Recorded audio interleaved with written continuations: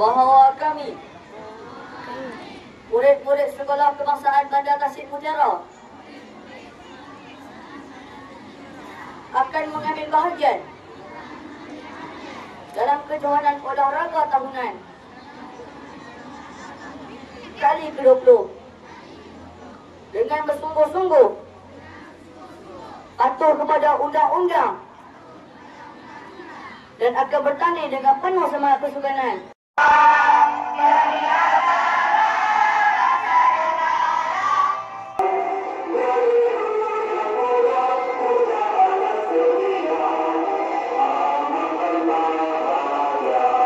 Warahmatullahi wabarakatuh dan selamat pagi.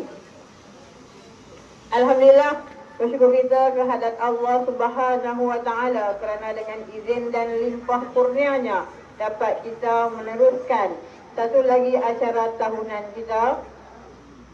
Keadaan yang walaupun agak renyai tetapi cerah pada pagi ini.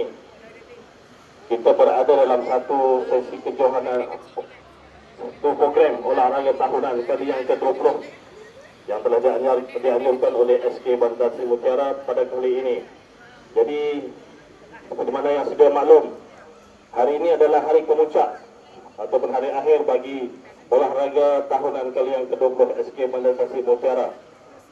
Jadi, saya harapkan semangat kita berlumba-lumba untuk menang, berlumba-lumba untuk mencapai kejayaan.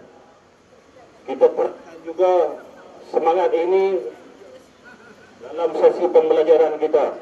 2, 3. Okey, bagi tepuk tangan yang gemuruh atas penyempurnaan gimmick peresmian.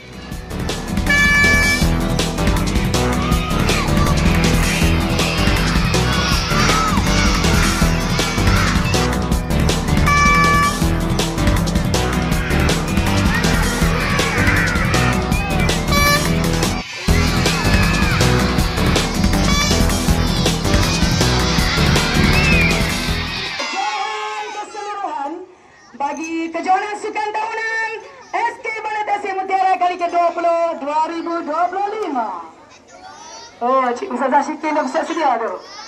Dimenangi oleh Rumah